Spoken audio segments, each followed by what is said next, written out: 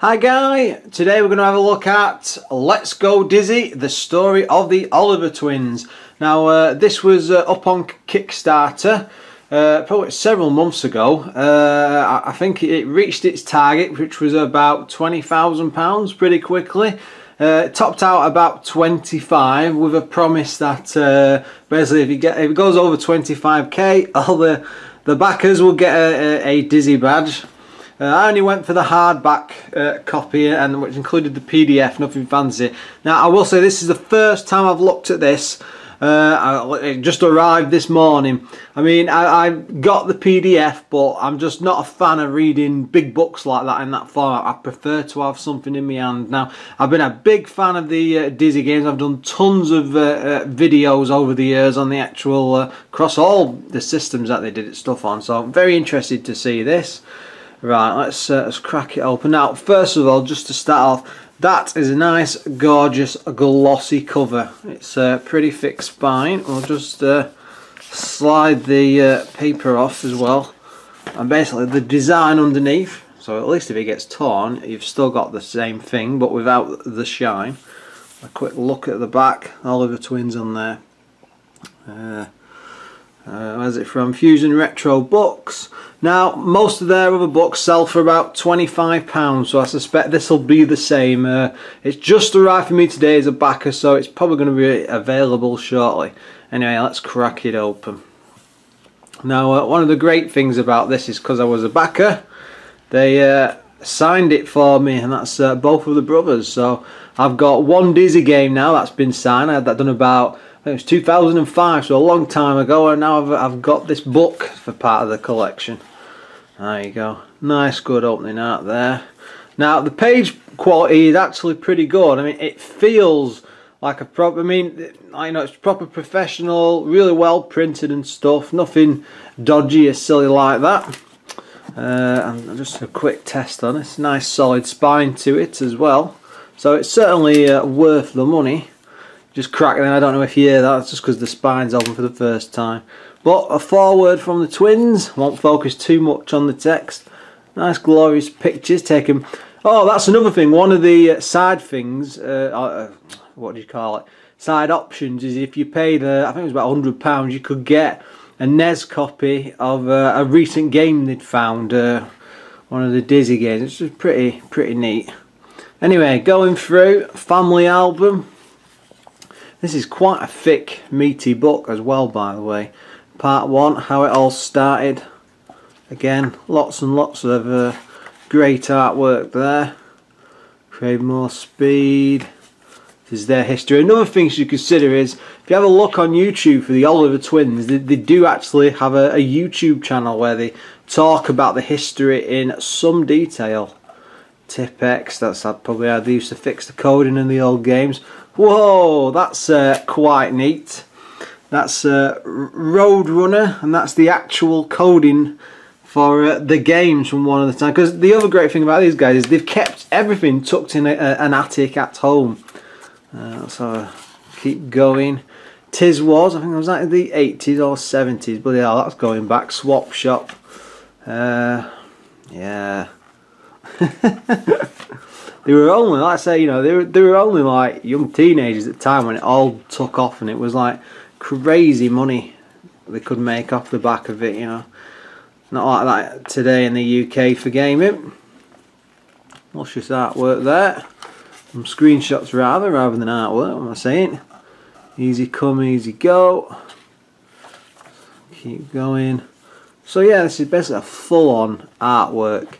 Cavey, I think I've actually heard them talking about this before. I think originally they had the license for Captain Caveman and then lost it or something, so they ended up just converting it to Cavey.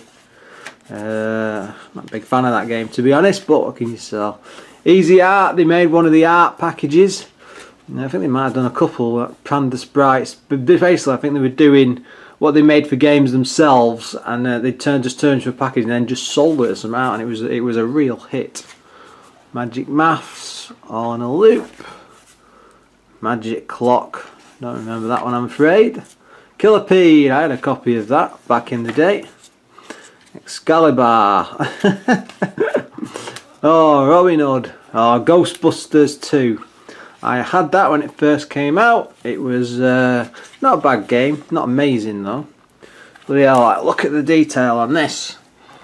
That's a full-on map of the Robin Hood game. Just carry on.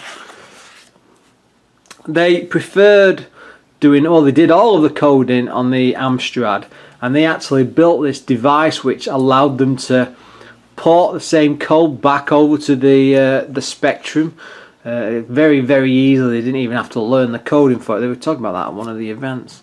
Oh, that is just glorious. That's one of the graph maps they always used to use to make the games. Ghost Hunters, look at the size of that. My God. So sorry we are flicking through it quickly, but don't want you guys well, it does look fantastic. It'd be well worth a read.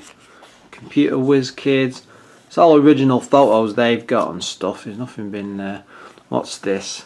The sporty Honda Integra, purchased with royalties from Grand Prix Simulator. I wonder if they've still got that.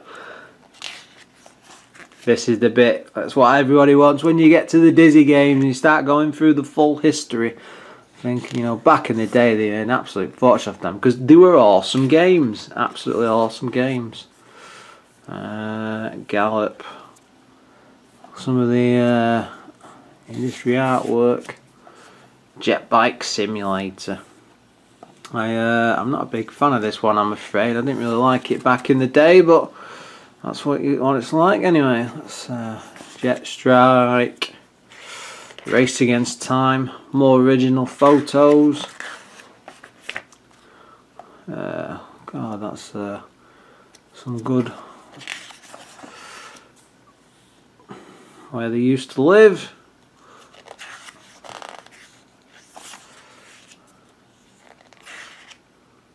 More screenshots, that one. BMX Simulator. That's the next Dizzy game. Section here on Codemasters upping prices by 50%. But that was a bit of a shock at the time. Original chat, what's that one? Grand Prix 2. Very, very simple looking game, but again, it was for the Spectrum, and for the time, this was the norm. Fast Food Dizzy. I never liked the spin-off Dizzy games. I don't think most people did. I've played that Amiga. Well, I might have even done a video on it. Ghostbusters 2. This is the highlight. I think it was one of the main license games. Oh, what a glorious section that is! You've got the nice massive logo. Picture of them at the time. And look at that, the dreaded first level. I was rubbish at this. It was really, really difficult to get past.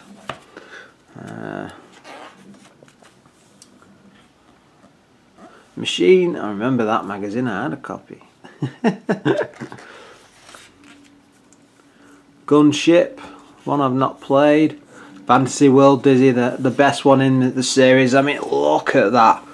That is the original. I've actually seen that in person at a retro event about 5 years ago, but absolute glorious up close. The detail on it was just fantastic. You know, the amount of work they must have just put into to do this. Oh, all the Dizzy models. They must have been made for marketing. You couldn't buy anything like that at the time. Attack of the Console. Look at them there with Speedboat. That's CD Games Pack, I think that was a failed Spectrum thing. Comerica, that's how they released the Codemasters games across the seas. Galoob, oh, that's the Game Genie bit.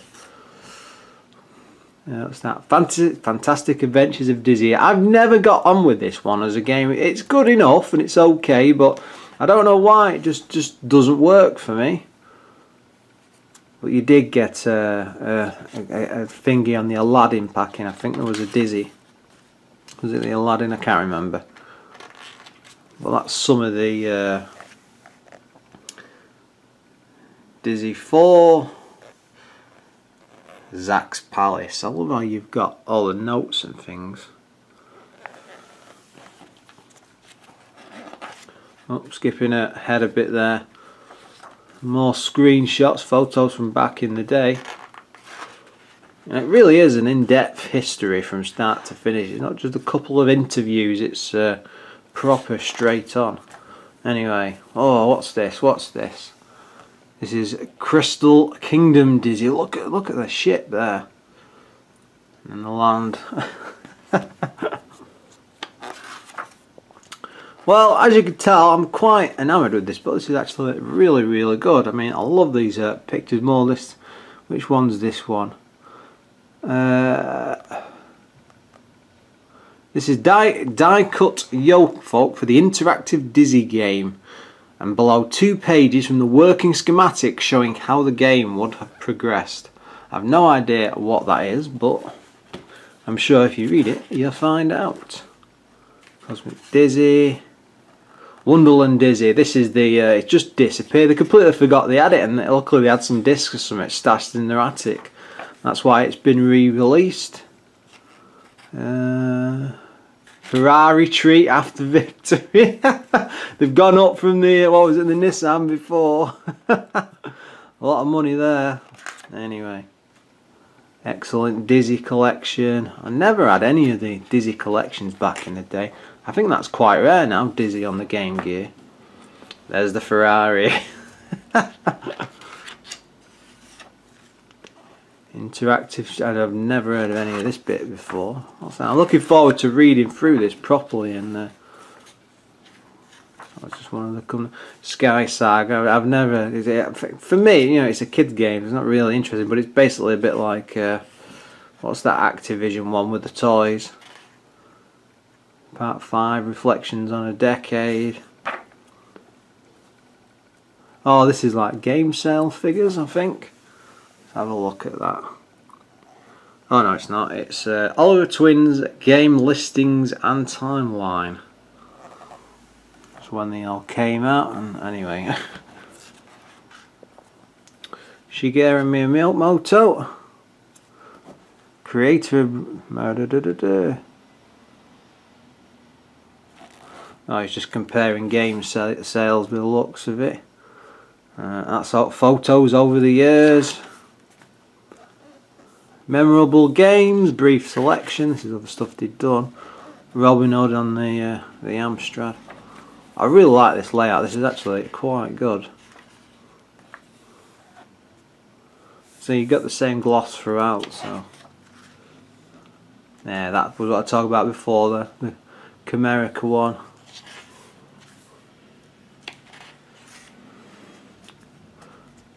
Amiga games. Excellent. I think that was under the 3D game they come up with a few years back, but it failed as a Kickstarter. Scratch. Oh, that's that programming language. And it's all online. It's freebie as well. It's really easy to use. I think this is that the iPhone game that they did? I don't know. Memory, Paul Rand. So lots of interviews in there, on-hand talking and stuff. Oh, nice advert there. Yeah, Jamie and Malcolm Oliver, that'll be his parents, interviewing from the outside. David Darling, I never really hear much from him, but God, there's really a lot of content to this. I mean, you know, we're over 200 pages now and it's still going strong. That's just the different systems and stuff and the look of it. There's the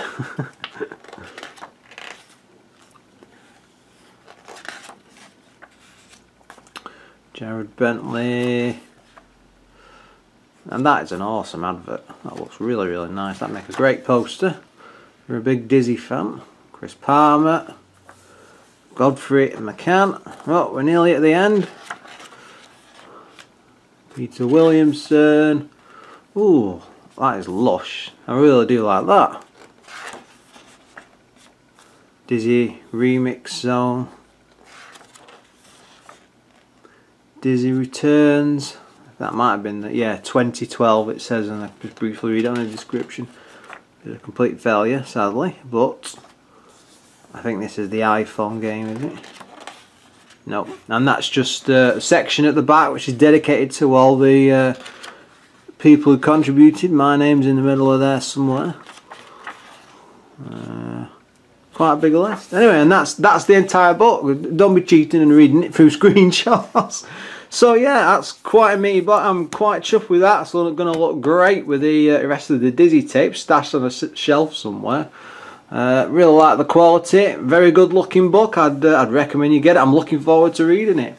Anyway, as always guys, thanks for watching, and please look forward to another video soon.